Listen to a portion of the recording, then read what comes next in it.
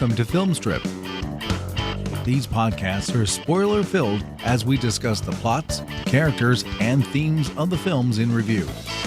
All content used or discussed in these podcast episodes is the property of the respective owners and used under the Fair Use Act, Section 504, C2, Title 17. All right. All right, here we go. 3, 2, welcome to Film Strip. I'm Jay. I'm Carmelita. And we're here to talk about Infinity Pool, starring Alexander Skarsgård, Mia Goth, and Cleopatra Coleman. Written and directed by Brandon Cronenberg, released in 2023 to a ton of critical acclaim, which I'm going to just go ahead and say started with me and you freaking out over a trailer we saw on Twitter. And yes. So, I mean, truth. But once again, Carmelita, thank you for coming back to Film Strip. It's so good to have you back. You've been on like a podcast tour de force recently coming out of October here. So tell folks what you've been up to and how things have been going. No, it's been good. This is a busy time of year for podcasting if you love horror movies. Because the spooky season is in full bore. We're here. And so, yeah, I've been having a good time. I got to do an episode of Cobwebs with Daniel Epler and other illustrious guests. And we put together a 24-hour horror film marathon. So people should definitely check that out if they haven't already. I also got a chance to guest on several episodes of the film Alchemist. They do 31 podcasts, a podcast every day in the month of October. When I saw that, I thought Shocktober was a lot of work, but no way. That's incredible. No, I've enjoyed that. You wrote the Phantasm series with them, which is one that doesn't get a lot of attention, I don't think. And so that was fun to listen to. Thank you. I'm glad you enjoyed it. And that Cobwebs episode, of course, was fantastic. I think I tweeted about it 2 or 3 times, and I pulled a couple of good things that I hadn't seen out of that. And so it was a good time. But even though we're past October, I was like, man, we've got to get around to Infinity Pool. We're going to do this earlier this year, and just life and work and stuff got in the way. But I think you and I are just sort of quietly working our way through the Cronenberg, at least Brandon Cronenberg's filmography. We've done 2 of the 3. We might as well do Antiviral and go all the way back now. And I have seen that, but and whatever, I know he's doing like a TV show or something next, like an adaptation of something, but you know, of course, his dad, David Cronenberg, you and I have geeked out on a lot of his stuff, Crimes of the Future being one of the more passionate discussions I think we've had about anything. And one that I've had people just randomly offline just send me messages, go, I listened to that Crime of the Future episode, and it just like totally changed the way I looked at that movie. I was like, wow, well, that's all Carmelita. So, yeah. No, it takes 2 to have a discussion like that. It was a good time, Absolutely. That's for sure. So yeah, no, I think we had a good time doing that. But this was one, again, we both reacted pretty strongly to when we saw the credits. And at that point, I had seen Possessor. We hadn't done that show yet together, but we were planning on it. And I thought, oh, wait a minute, this guy's got another thing coming out. And I looked at that and I was like, well, I already knew I was in, because when you say the words starring Mia Goth, I'm front loaded with like, well, I know how weird it's about to get. Right. Because that woman has carved out a piece of the world, and she lives very comfortably in that strange little spot. And then you got Alexander Skarsgård, who can just be so many things at one time, and probably has at one time or another. And so I was hooked immediately. I was like, I need say less. I'm there. And so that, you know, I was real stoked about this, and of course saw it, and then like bought it when it came out on VOD pretty quick. So what about you though? Your background with Infinity Pool? Yeah. So when I first saw that this was going to be coming out, I mean, Infinity Pool was my cinematic event of the year. And everyone has those. All the film folks have that movie that they know is coming out and they're looking forward to. For a lot of people, it was Oppenheimer or Barbie or, you know, what, Evil Dead Rise. For me, it was Infinity Pool. I was so looking forward to it. Went out and saw it as soon as it came out in the theater. As soon as it was available on VOD, I bought it. I also, shout out to our friend Matt Bledsoe of the Film Feast podcast. He gave me the heads up when they released it was a Canadian Blu-ray, the uncut version, which I have not had a chance to watch yet. I did purchase it, but it's a long story. I haven't had access to my movies. So needless to say, it just came out. It feels like ages ago. It feels like a lifetime ago. It was just earlier this year. Right. I've already seen it several times. Yeah. I just love it. I tried to go in as clean as possible, not read a lot of background information. I remember the press photos from one of the red carpets with Mia Goth walking Alexander Skarsgård on leash. Yeah, I know. And I thought, man, are we into like the GIMP segment of Pulp Fiction with this movie? I was the same as you. I was going in cold, and I thought, I don't know what I'm going to see. I have no idea what this is going to be. Very exciting. It was very exciting leading up to it, going to see it, really digging in, and I've been so looking forward to talking about it with you. Oh, thank you. Well, I'll just say, like, I think I've figured out that Brandon Cronenberg makes movies somewhat in the same style the way that Christopher Nolan does, in that the first pass of them, you're not going to entirely get it. But the second and the third and the more times you invest into it, the more you'll pull from it. Like, even I take Possessor, for instance. After we did our episode, I was just like, you know what? I just want to watch this again. So I watched it again. I was like, oh man, I wish I had said that. I wish I'd thought about that. All these things. I was like, well, I think that's the beauty of a movie like that, is that, the more you watch it, the more you can pull from it. And this one, I mean, I walked out of that theater that first time and I was like, please tell me somebody else on Wikipedia has helped. Because I got it, but I also was like, there's just a lot that happened. And like the first 25 minutes of this are just this kind of weird, hazy Pink Floyd thing. And then we get into the thing that the movie's about. And then you get into the thing you didn't know the movie was about, and all the stuff that is very layered. And I got to say, I didn't expect that. Now, I don't know why I didn't, because I felt like, well, filmmakers tend to try to change things up when they go from piece to piece, right? And so, like, Possessor had so many like Inception layers going on in it that I was like, okay, this is probably just gonna be like straightforward, like weirdness on an island. Okay, we can do that. Hills have eyes in Hawaii, or whatever. But we got a little bit of that, but we didn't exactly get that movie. And I think that's what makes this really fascinating, but I do remember walking out of it the first time going, I'm going to have to see that again, which is why when it came out on, demand immediately, I was like, oh yeah, let's add that to the library real quick. And it's fun to know that there's like already like a director's cut Blu-ray. I can't imagine what didn't make the cut considering what did. Right. But okay, we'll go there, I suppose. So. We can speculate. Yeah. When I finally dig into my box of movies and watch it, I will let you know. I will confirm for you. But. Please. Yes. I'm curious to know. Well, let's do a quick plot summary and then get into the movie. Struggling writer James Foster and his super wealthy wife, Em, visit a resort in a fictional seaside country during a festival. And while there, they meet another couple, Gabby and Alban, and decide to spend the day with them after Gabby professes to be a fan of James' work, apparently of which there are none. After some steamy encounters, we'll just leave it at that, and a lot of drinking, James hits and kills somebody with the car they're driving on the way back to the resort. The punishment for that in that country is death by brutal execution. However, the country has a unique system of justice where the condemned can be cloned and have their duplicate killed in their place if they can afford it, of course. James and Em agree to do this, but then they're horrified when they are demanded to be present at the execution and they have to watch it. So as Em prepares to leave, James hides his passport so he can stay behind, wanting to learn more about how that system works. He tags it with Gabby and Alban again, who introduce him to a group of tourists who meet there on vacations regularly just to do that. They come to the resort to commit horrible crimes, pay for clones, and watch them get executed for sport, more or less.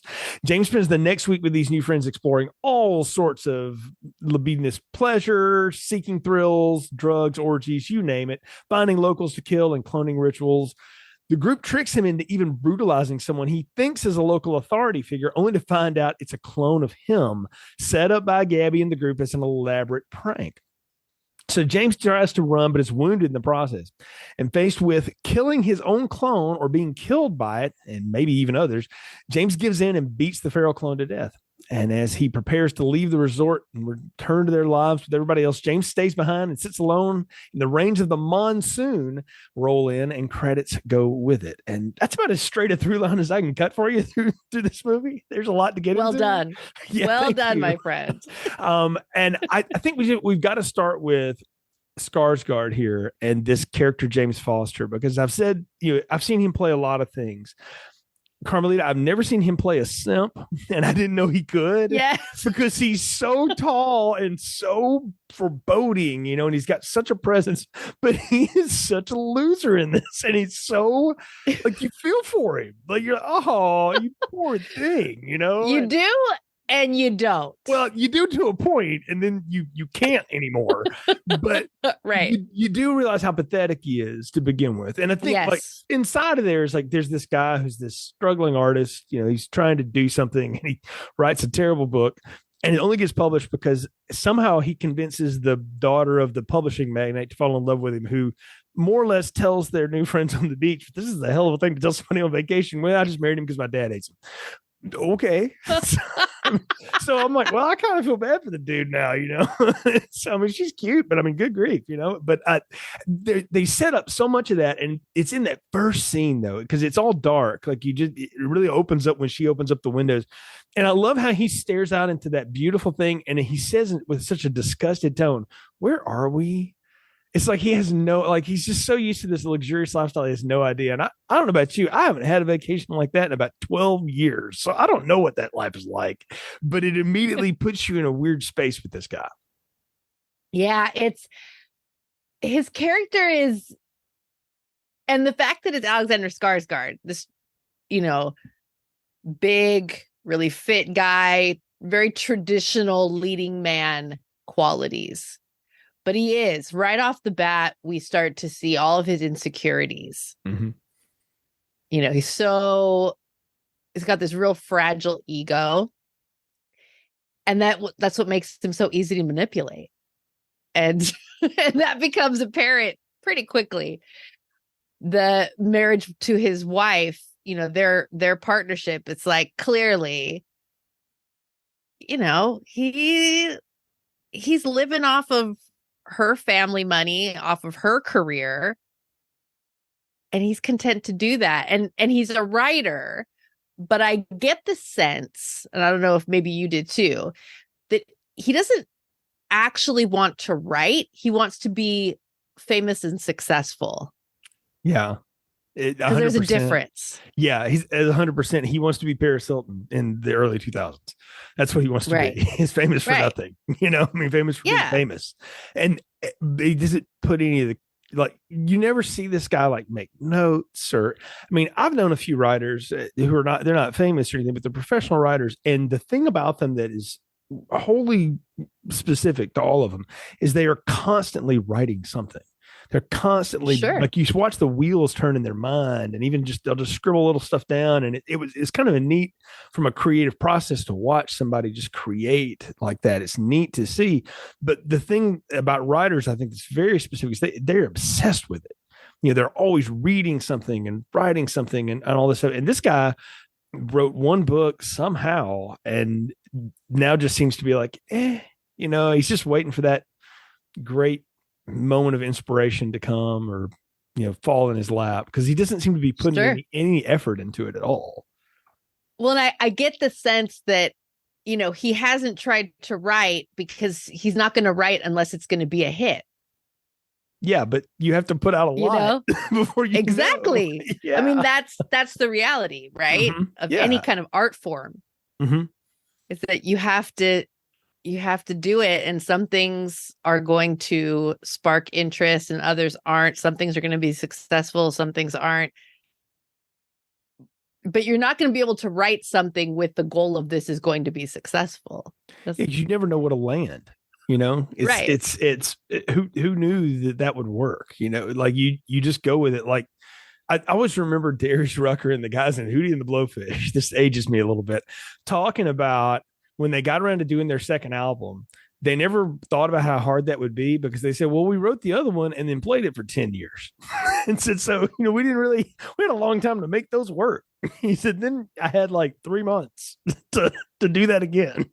And he said, well, and it kind of worked, but Fairweather Johnson's an okay record. If you're a music critic, I won't do that today, but it's fine, but it's not the first one. But also I'll give the band like your second record's never as good as the first one, because you spent 10 years like the first one. Well, usually, the sophomore slump. People talk about anytime you have that first thing that you've spent years crafting or thinking about and on all this inspiration, and it happens. And if it's successful, now there's pressure. Yeah. Stephen King talked about that with Carrie. Now the thing about James, James's first book was not successful. No, it wasn't even any good. I mean, by all accounts. And that's what's hilarious about this. And I think he and Em have this great Cleopatra Coleman. I don't really know her from things, but boy, she's got such a presence in this movie. And when she says, well, you finally found your fan club, and sort of half picking at him, but also half annoyed. And I love his response is like, well, I knew they had to be somewhere. And you're like, this guy is the definition of like the Great Gatsby era. It's just near well. He is from a different era, and this movie is kind of futuristic a little bit, but there's a lot of throwback in it too. Like, because they're in this exotic place that you realize that the compound is everything, and that everything outside of it's incredibly impoverished and it's cruel and all this other stuff. But all their the cars are old, the clothing that they wear is from a different era. Like rich eccentric people don't even dress like this. Like it's at the very end that they dress like people that you're like, oh, I probably know people like that. I've seen people like that. But I don't know. I just found him, the way he kind of goes about life.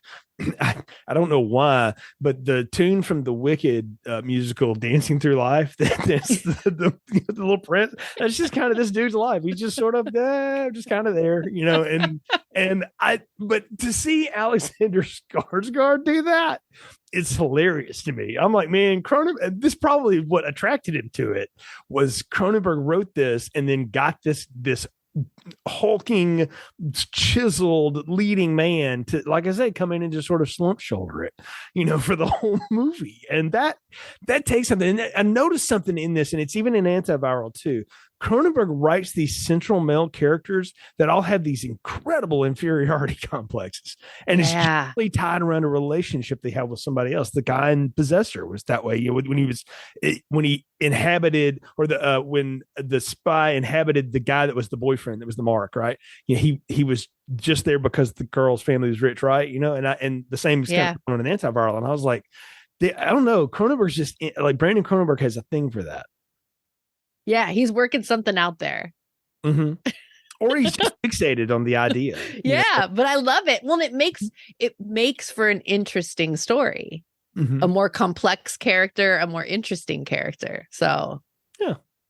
So let's have more of that. I mean, they come through, and so we've met James, we've met Em at this point. What did you make of her, by the way? Because I told you I really like Cleopatra Coleman in this, but what did you think? I thought she was great. I thought she was great because, and it's kind of cool to think about the character of Em in juxtaposition to the character of Gabby, played by Mia Goth, because Em does have those little digs at her husband about his fact that he's not writing, the fact that she's supporting them, the fact that her father being a publisher is what gave him his break.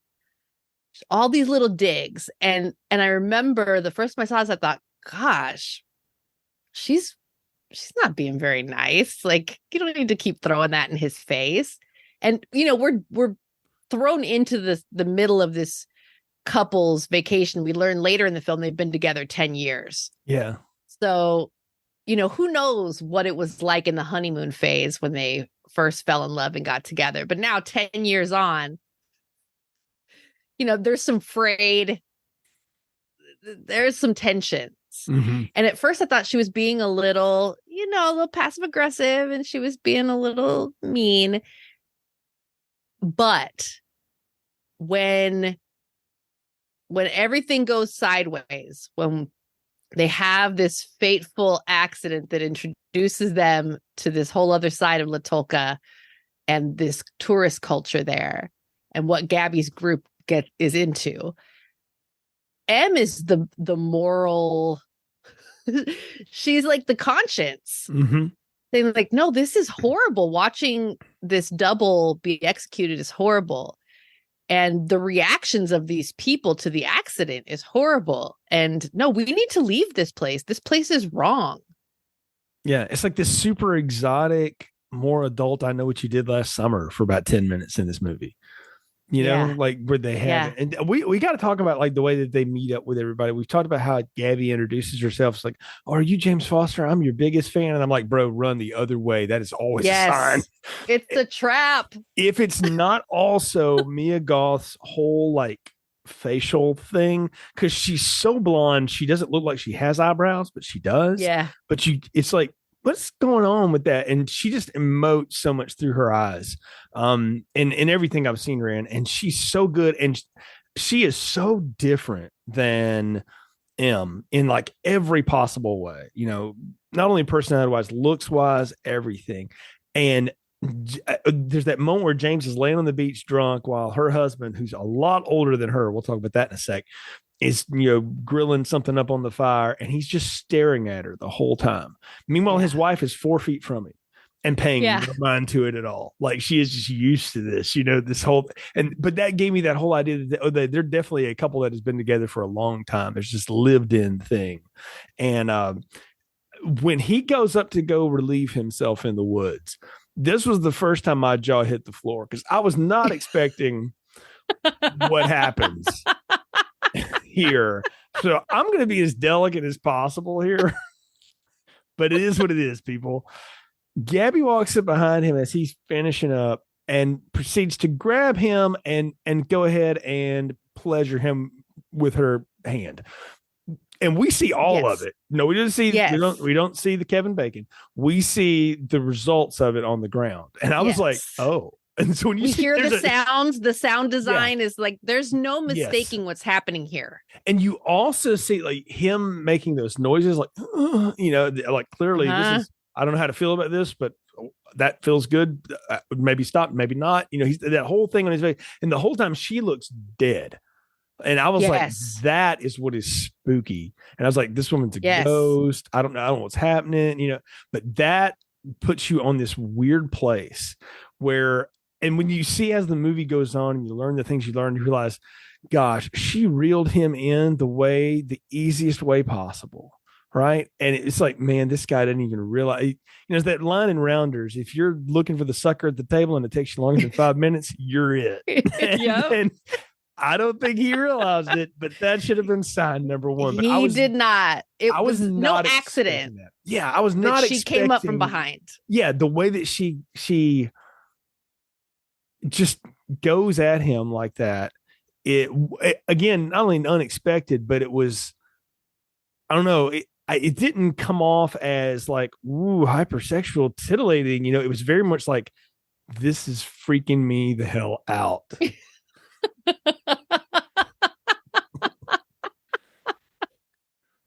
Something is not right about this scenario.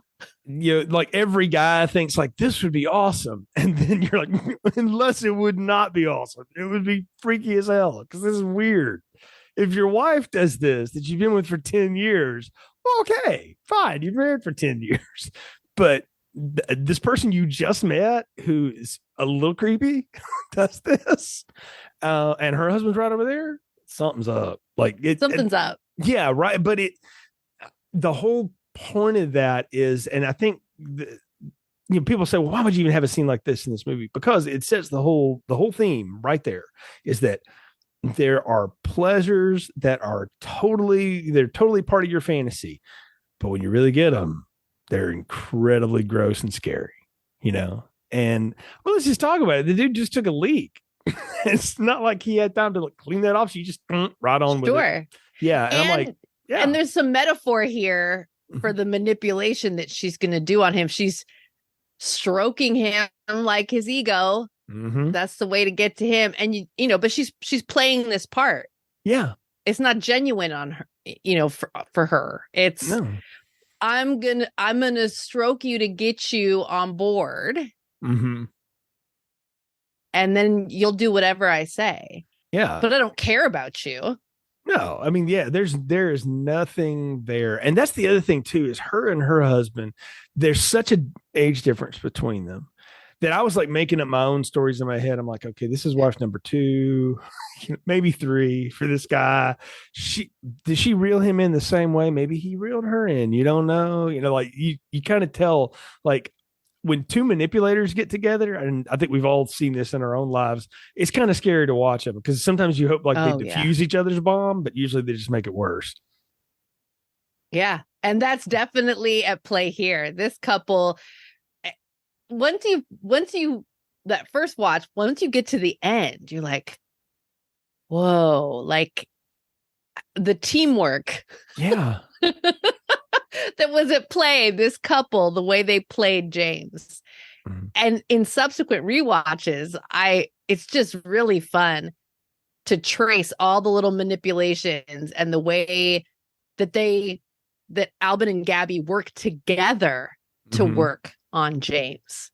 Well, I mean, even he says it when he's trying to get him to eat something else. He says, if I eat anything else, I'm going to be sick. He said, well, go ahead and be sick and then you can eat.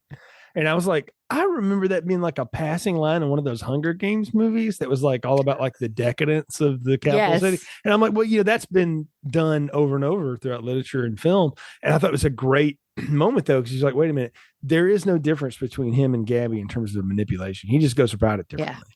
Because, for whatever, James is not into him. He's not into James. Okay, fine then. Well, I'm pretty sure you're into my wife. So we'll just go ahead and let her work her magic. And there it is. And then I think you've hit on something though, is not only is she physically stroking him, it's that stroking of that ego. It's going overdrive at that point, which is why he's gumption enough to say like, oh, I'm not too drunk to drive. Sure. Yeah. And then of course he heads back in that big Cadillac and, he's having to mess with the lights, which we realized later were all rigged. And we have like I said, the 4-minute remake of I Know What You Did Last Summer on the highway. And the genuine horror that Cleopatra Coleman is able to push in that, it's like, what are we doing? Like, what are you talking about? And she just gets run over by the 3 of them. And you realize that that's like her fatal flaw, in Shakespeare terms, is that she's this strong, smart, independent person, but she also desperately needs to be like accepted. So she's going to go along with it, even though she doesn't want to. Yeah. Yeah. And this is also kind of the first we really see how in control Gabby is. Because Albin is still kind of like reacting to, oh my God, what did you do? And the other 2 are freaking out. Gabby's voice is cold. Yeah. And she is like barking orders. Get in the car. We are not calling the police. And she's also going off on this tirade about how this country, Latoka, is filthy. These people are animals. The way she talks about this place that she visits frequently and the people that live there is like, it makes your blood run cold. It's nasty and it's so cruel. And it's why after you watch it the first time and the whole shock of it hits you, when you watch it the second time and the third time, I contend that like you sit there and go like, nothing this woman does the rest of this movie surprises me, because it really shouldn't, from the scene with James there in the woods, but nothing should surprise you when you see again how cold she is. You called it out perfectly there. She's so calm during all that. When somebody's that calm, be aware. And she says things there too. And I realize Cronenberg is dropping hints to us that like they do this all the time. They know the game. You don't know they know it yet, but they know the game. Moreover, they've dealt with the cops. Yeah. And moreover, you're left to ask yourself, like, did they somehow set all of this up? Or is it just the happy moment that they're taking advantage of? And I don't know. I don't know if the movie answers that entirely either, but you could wonder if they just know, but the whole point is that they get back to the hotel and they feel like, okay, everything's cool, whatever, but obviously it's not. So they get arrested. We go through all of that, and it's as bad as you think it could be, right? They take them from this lavish place and they start driving out in the middle of the jungle, and it's all these old rusted pipes, and it looks like a actually, it looks like extra set from the first Anaconda movie, honestly. But you know, it's that kind of you can tell like we're going to somewhere that is not clean, that is not what I'm used to, and especially not what these people are used to, because they clearly don't rough it, that much. And you learn how the rich people there get out of it. And I mean, I thought, this is the most fanciful thing in this whole movie, right? It's this idea that this little nowhere country has a cloning facility, right? But why not? And the fact that it's never explained, you don't get any of the why of how it is. It's kind of like the way Possessor is it is. That's just the agency. It's how they work. It allows my brain to just fill in all these little gaps. I'm like, how did this happen? Like, how did that get there? Where did this come from? I want to know all that stuff. It's almost like, did Colonel Cochran's, grandchildren leave the Silver Shamrock factory and wind up there? I don't know. No, it's a great device in this film. And I love the juxtaposition of, yes, this country is impoverished. This police station they take him to, there's plaster peeling off the walls. It's all gray, very depressing setting. But they have this technology to create these clones. But I think it's like, these are the things you can roll over in your mind, right? If a country, if the main driver of their economy is tourism, you're going to that's where the resources are going to go to keep the tourists coming. And the more money your tourists have, the better, because the more they'll spend on food, on drink, on places to stay. And in the case of our fictional island paradise, in quotes, this doubles. It's the law. And it enables, they can continue to welcome people into the country that will disrupt the lives of the people living there, and people can do whatever they want to do as long as they're willing to pay for the privilege. Right. And it's an odd circle of like, you have to have a certain amount of privilege to be able to get to a place like this, to be able to think you can do this kind of thing, and then to get out of it. And it's just that cycle, but it feeds itself in a way. Yeah. And it's almost something that comes from like the mind of like Philip K. Dick. He would create like a little trap like this that you just could never circle out of. And I don't know. I was just fascinated with this. And then the elaborate way they go about like the clone procedure, they're it's almost like what you have to go through if you've done like a head cast or something for like old school special effects and stuff, is they just pour all this goop all over Skarsgård. I mean, again, the man has no vanity whatsoever. I mean, if the press tour didn't prove that with the dog collar, I don't know what will.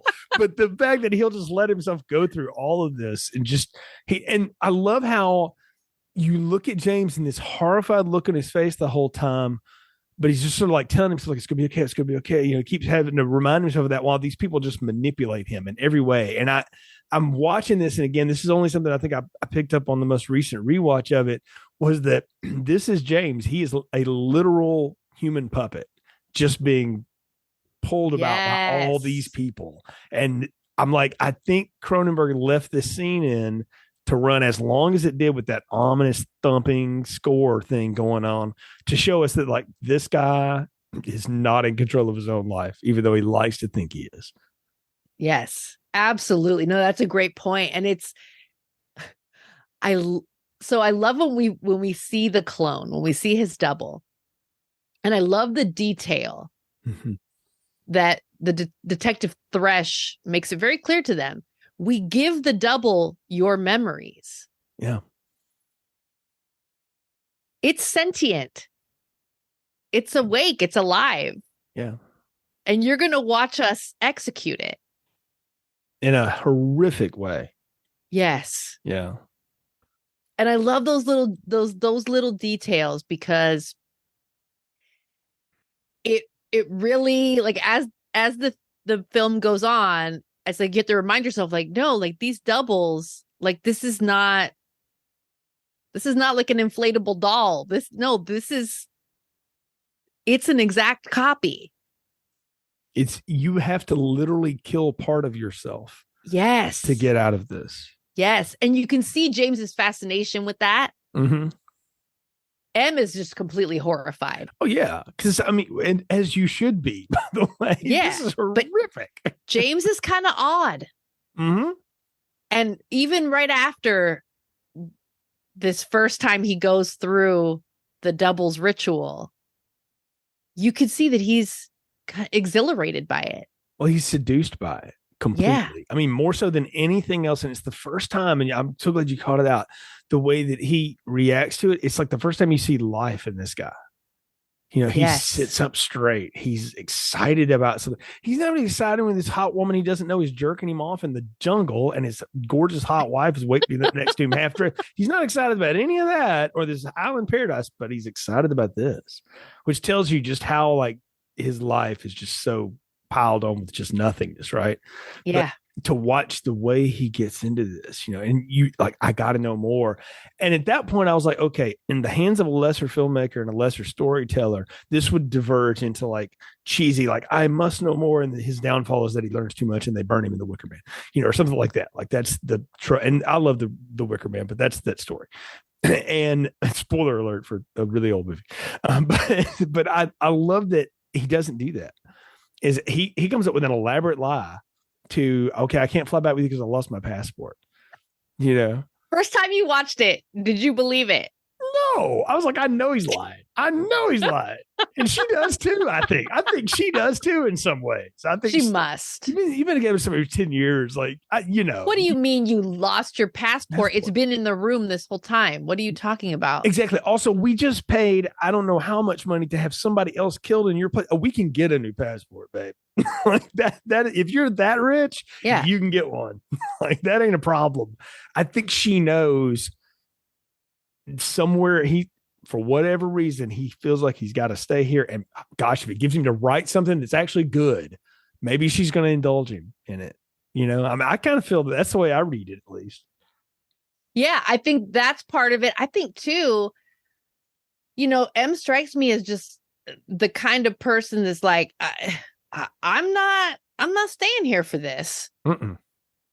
Well, I mean, his conscience literally walks out the door. Yes. And she leaves the movie. And she's not going to stay here to keep you company. No. And she's not coming back either. Right. Even though you think they reconcile, and we'll get to that. But, you know, she's not leaving him. She's just leaving this. Like, not going to do this. Yes. What you need, and I'm going here. I think you should come with me. But if you won't come with me, bye. Yeah, exactly. I'm on the plane. I'm not staying. Yeah, I'm not staying for this. Yeah, no, I'm out. Yeah. So when she leaves is when it all goes to real hell. And I mean, just there are montages in movies, Carmelita, and then there's this. I never thought I would see a montage of violence and orgies portrayed in such a way that at the same time horrifies and in some twisted little way kind of fascinates me as to like, how do you let yourself get to that point? Right. Because I think as an audience now, our avatar is gone, M's out. So now we have to watch this. And if James has gone to the dark side, which he has, what keeps somebody there, you know, and you just watch it and it's, I don't know, man. I got like every time I've watched it, the middle part of this movie, I'm just like, oh, this is making my stomach churn. I think it's supposed to. Yes, I think so too. Well, and you know, Gabby lays it on real thick. And Mia Goth is so skilled at she's saying something to James about how, you know, show me how strong you are. And the way she says it in her body language, her facial expressions, tone of her voice, and the context, you're like, this is the complete opposite. He's not showing you how strong he is. He's showing you how weak he is. You want him under your control. And he is just goes right along. He doesn't even see that it's the opposite. He's demonstrating the opposite of what she's telling him she wants to see. And she knows that. And I don't think it's any accident either that Cronenberg cast this small little wafy woman to just have this complete control over this hulking man.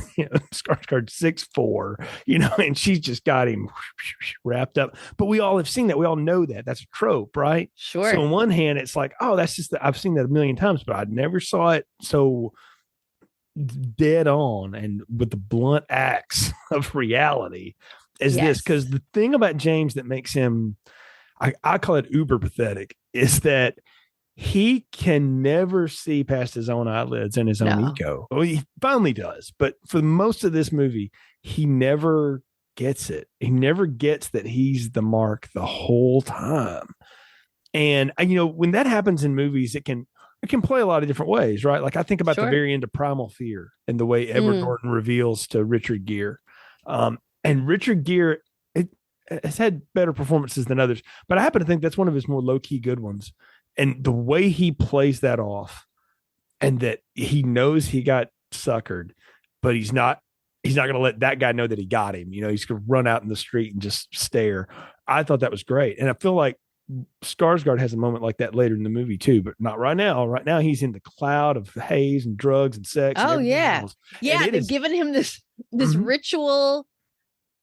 It's a substance that's used for spiritual, religious purposes by the local community, which they have now appropriated to use recreationally. Which sounds a lot like, I don't know, other things. A lot of things. Right. A lot of things in life that people like to do. And, appropriate and use for their own purposes. And we get that orgy scene. And at first it's just Gabby and James.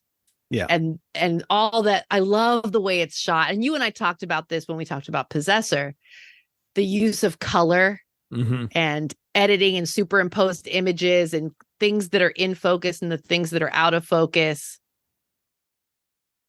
And it's used to beautiful effect in this scene to put you in that altered state of consciousness. And it's an orgy. It's a very, I think, a very tasteful way of filming an orgy where you see just enough. But, for folks who are a little more uncomfortable about that or don't want it to be too gratuitous, it doesn't go just full on because of the way that it's edited. It's very artsy, very artsy. Fuzzy. That's the word I thought of too. It's very artsy. And I was like, I've seen like what I call the gross sex scenes of Hollywood. There's lots of them out there. I don't think this is Hollywood, Canada, I guess, but like the gross scenes of movies or whatever. And some of them they're the 80s is littered with them. They're hilarious now to watch, you know, right? You're like, that's not, go watch the make out scene in the original Highlander sometime. It's the least sexy sex scene ever, but it goes on for like minutes. It's hilarious. It's on music video, but to watch this one, and you go like, oh, okay, it's an orgy. And I'm reminded of this joke Seth Rogen told once in a movie about like, yeah, you think you want to go to Mexico and watch a woman fuck a horse. And then you get down there and you're like, it's just a woman fucking a horse. It's like, it's kind of sad, It's kind of sad. and you watch this, I want to see this huge orgy and you're like, this is not Caligula. I'm not, no. This is not exactly what I had in mind. Yeah, they have the reveal is James and Gabby are going at it. And then the camera moves and we see that Albin, her husband, is masturbating behind them. Yeah. And you're like, oh, okay. And then, and then this whole, their group of friends. Yeah. Their fellow tourists in crime are there. It's just, it's like you say, it's artsy and enough to let you know what's going on. But I reservedly use the word tasteful because I don't think it is. It's really grotesque and it's supposed to be, but it's not to the point of like what I would call Rob Zombie, where she's rubbing it in your face, Yeah. And it's no, this is what this looks like. This is where it goes. And this is how it is. And it's all set to this kind of floating music too, which is weird because it's like, that's not the score that I would go with this, but okay. But again, it's just to show you, it's like a huge trip. And at some point in life, we've all probably been at the point where you were inebriated enough to where you were having a real good time, but you were also kind of aware that like, I'm not really in control of my senses right now. I'm just watching the hand move, and when you come out of that, there's like this sense of sort of like, what did I do? Right. Like, and you have those moments of clarity in there. And there's a couple moments where he's looking around going, what am I doing? And it's like, yeah, what are you doing? But he's still, again, he's just led right through it, just piece by piece. And the way they lay out the bit about this is the police captain, it's been, after you or whatever, all this stuff. Oh wow. You talk about like, again, like a brutal torture scene. I put this up there with, as far as just like really getting to me as like, any Hostel movie, any Saw movie. In some ways, the Saw movies became just funny with how they do. But like, I would put this one up there with any of just the brutality of it. And I did not expect that to go down the way it did in that mansion. Oh, yes. Yeah. Yeah. That home invasion. Yeah.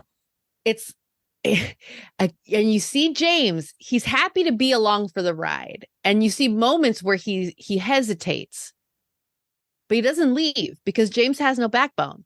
Yeah. And James is titillated. Mm-hmm. He's a little thrilled by the chaos and the violence and the reckless abandon. Mm-hmm. And he's willing, like you mentioned before, his conscience walked out the door. He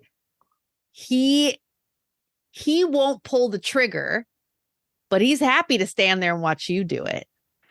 Yeah. It reminded me a little bit of the home invasion in A Clockwork Orange, if you remember that. Yes. And the way that who goes, could forget? Right. And I thought about this and I was like, I don't know that he'll ever cop to it, but I wonder if Cronenberg was playing with that a little bit, or if maybe even Skarsgård watched that. And then some of his performance it's not McDowell, it's some of the other, like his other droogs, in the group, but to watch him absorb all of this stuff, like, I want to be here. I'm making the choice. I'm being the man and I'm choosing to be here, whatever. When he's like, I was totally led here literally by my dick.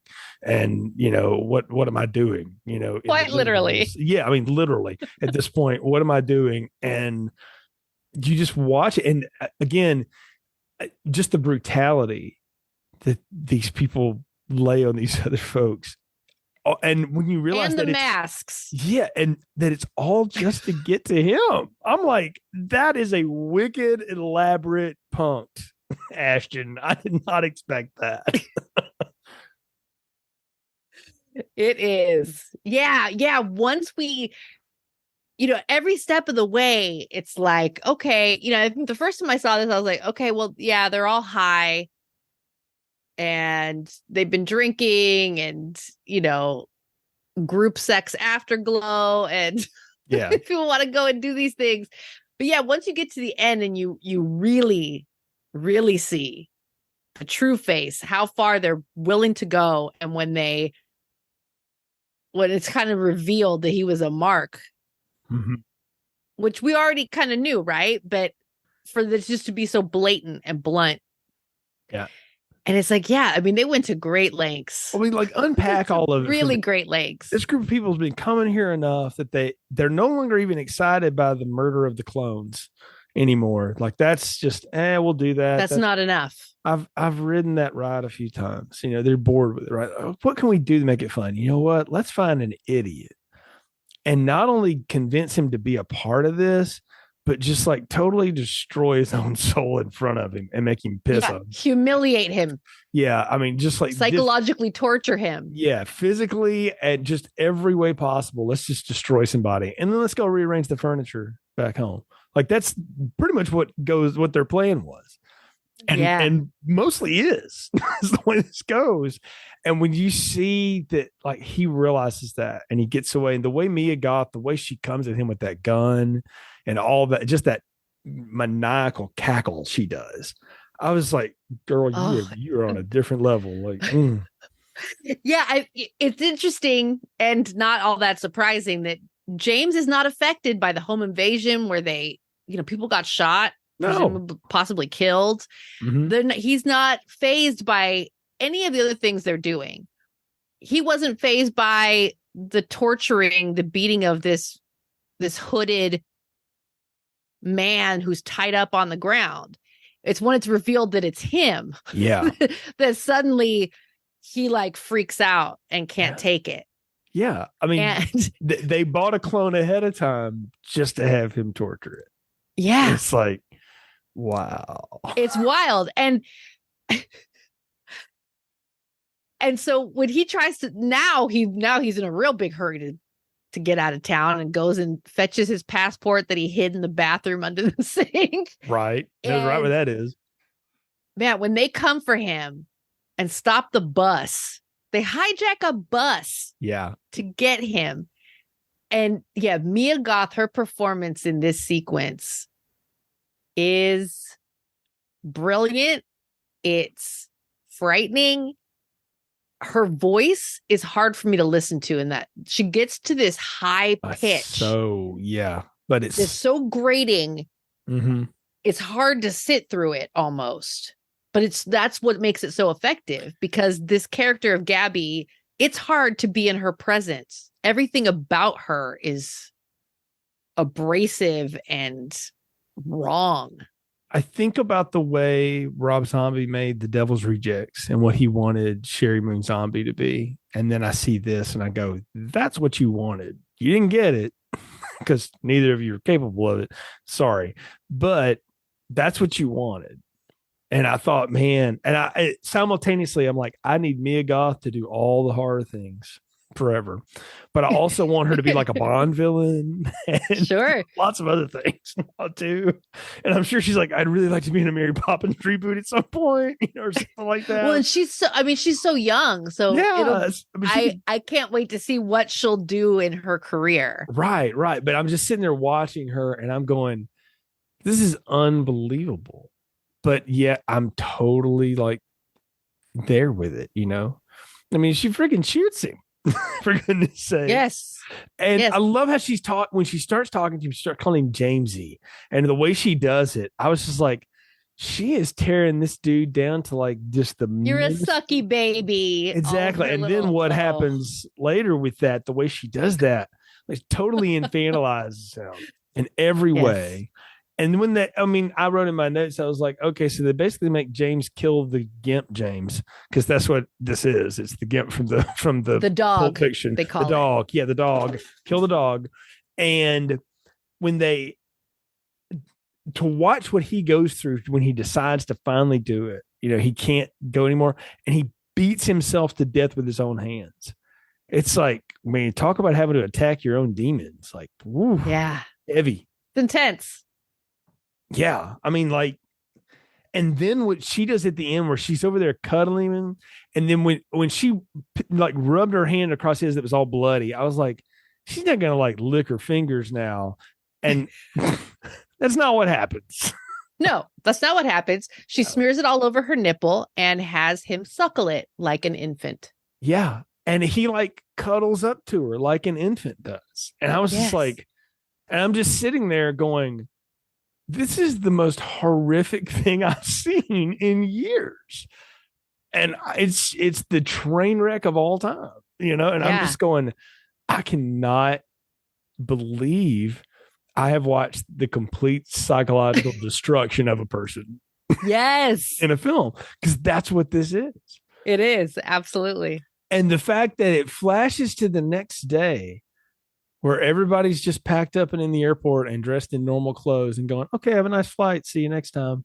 Oh yeah, we're going to rearrange the furniture. I got to go back to work. I got a big presentation, you know, and they're just like it's normal. And the fact it's so gross but it all like all their laughter and stuff just sort of fades, and the look on his face of like monsters, you know, like he finally realizes at that moment, what have I done?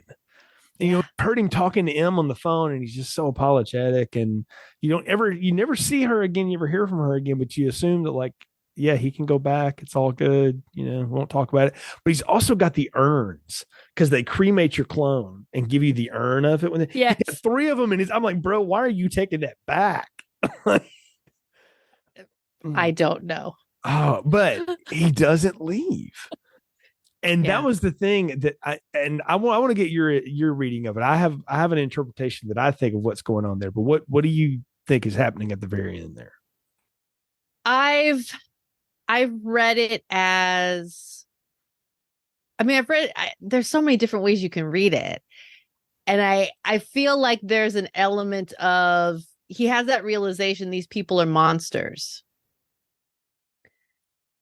And then perhaps the moment of clarity of, and I wanted to be them. I aspired to be like them, but this is what they are. And I'm not ready to go back. I'm not ready to go back. I can't face. I think too, like when he's sitting in the airport and they're calling out, you know, the other flights are boarding and there's all the noise. And that kind of happens right before he makes a decision to leave. I also wonder if part of it is you've come from this such an intense thing and just like, I don't know how to face the world after what I've seen and what I've participated in. Mm-hmm. Like, I don't know if I can go back. Yeah, I'll tell you, I thought watching it this time, I had a different ending than the first few times I've watched it.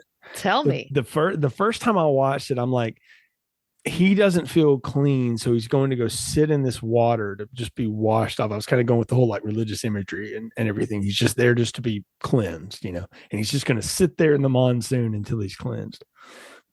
And this time I was like, no, I think he realizes that he crossed a line you just don't go back over.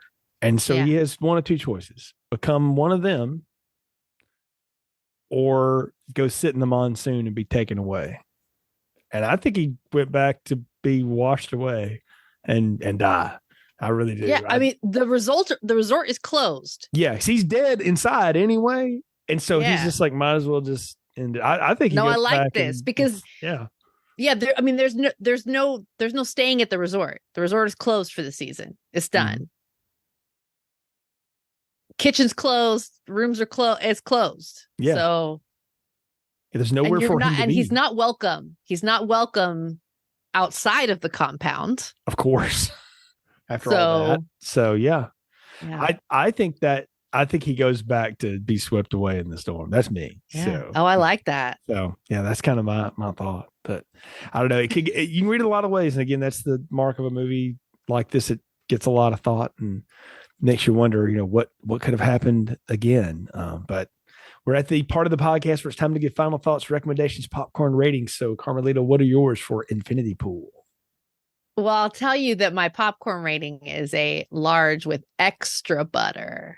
And it's like the really fresh butter. It's very fresh popcorn. You know, my final thoughts would be this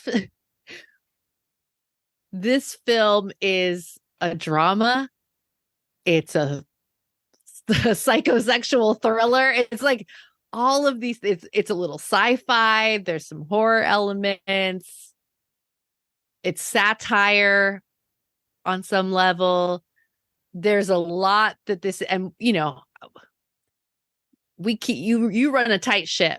So we're not going to sit here and talk for the many hours that we could talk about all the little details, because there's so many little details about the world that they build with this fictional place that parallels a lot of places in the world and the conditions and the way things are. And this movie, everything is just 211. But there's the kernel of truth. There's the real world parallels. There's the people that you recognize. But it's all cranked up full maximum volume. So it has this very, this movie is an experience. And that's something that I love about this film and love about Brandon Cronenberg's work in general thus far, the experience of it. I dropped that line earlier. The first of this movie is a little bit like a Pink Floyd situation or whatever. And I kind of feel like Brandon Cronenberg's work is a lot like Floyd Records. Like you got to kind of live with them a little bit. Yeah. Get it. And if you I like that. if you want to unpack all the socio-political stuff, man, it's there. It is right there. And you're exactly right. We could spend 40 hours talking about I could do an infinity pool minute by minute podcast for Absolutely. you about all of the stuff in it. Or you do what we've done tonight, which is just kind of go through it, do the film strip thing, look at it, and just walk away going like, the thing I walk away from most of this is like, I'll definitely watch that again. Like you can watch some challenging movies and you're like, cool, don't ever need to relive that. No, like, thank you. Like Schindler's List is an incredible movie. Saw it once, never want to watch it again. Never want to live that again. Fair. Some people that's what they'll do. Fine. Not for me. This kind of thing though, because it just asks so many great questions and gives you so many thoughts about privilege and punishment and society and degradation and all the pleasure and pain and all that principle and where it all lives psychologically for us, and men sort of broken down into these infantile little pieces, and women who are so much stronger but just allow themselves to be manipulated by men like that or use that to manipulate. Again, I could spend 100 years on that. All that stuff is there and you can unpack all of it, or you can just pop it in and listen to it like the Floyd record and just go, damn, when Gilmore hits that solo, it's rich, right?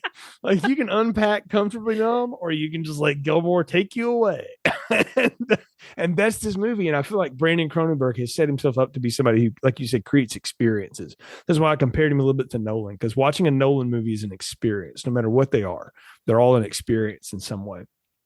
Even like the Batman movies, which have a whole lore to build in, but he built an experience out of them. Same with this. And so I'm into whatever he's going to do next. I know he's going to do, like I said, a TV series, a reimagining a book or whatever, but I want him to make more film and to do more. Yes, please. Stuff. Yeah. And I know there was a talk at one time, like, let's do a Possessor sequel or whatever. I'm kind of like, you know what, maybe a prequel, but I don't even need it. I just keep going with your own train, man, because I feel like it's much like his father's. It's always going to take us. We're going to hit beats that we're going to hit some stuff, but unlike his father, who I think played a lot of that for camp and for fun. So a movie you called out on Cobwebs that I watched recently, Shivers, which is bug nuts crazy and a fun watch, but doesn't really ask a lot of you to do. I think Brandon wants to ask a lot and has a lot of questions, and maybe he's unpacking stuff for himself, or maybe he's just, he's an artist himself, so he picks up on things from people for years. He had a whole other career before he started doing movies finally in his 40s. And I just watching him sort of unpack, like, to me, a lot of this, I'm like, this dude spent around a lot of time around a lot of rich people in Hollywood in his life. And he has definitely, he has some serious thoughts about them. Like, clearly that, might or might not have been said by a lot of other people too, in different contexts. And so I don't know, it just makes it so fascinating. But as far as a watch goes, strong recommend, and big, large popcorn.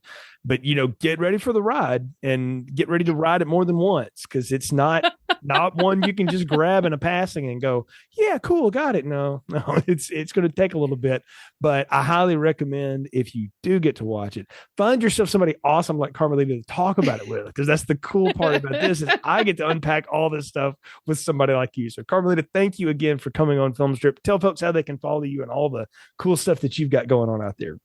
Oh, thank you, Jay. It is always a pleasure to talk movies with you, especially when it's something like this. And I'm so happy that we got to talk about this, because this is the kind of movie you just need to talk about with somebody. Right. I promised myself, like, one day I'm just going to have Carmelita on to do a John Candy movie or something, just to feel like we need to. But we can do that too. But I live for this stuff. I love this. So, but folks can find me on Twitter and Letterboxd and kind of on Blue Sky. Same handle for everything, at Carmelita Says. Yeah, and folks, you can follow this show's social media at Film Strip Pod on all the social medias, and we'll be on them until forever at this point. If you're following the Instagram and Facebook, that's where the real fun's happening, because Ron is putting up lots of posts about, anniversary hits of our previous episodes and stuff like that. So check that out.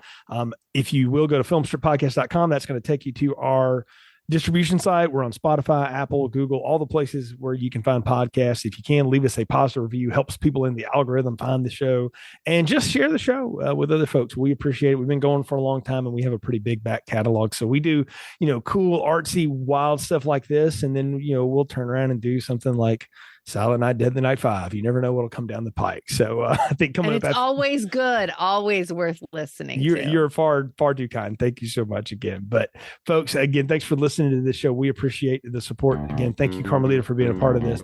I'm Jay. Thanks for listening to Film Strip. Thank you for listening to Film Strip. You can find more episodes on our website, filmstrippodcast.com. The Film Strip theme music is produced and performed by Frozen Lake 121. All content used or discussed in these podcast episodes is the property of the respective owners and used under the Fair Use Act, Section 504, C2, Title 17.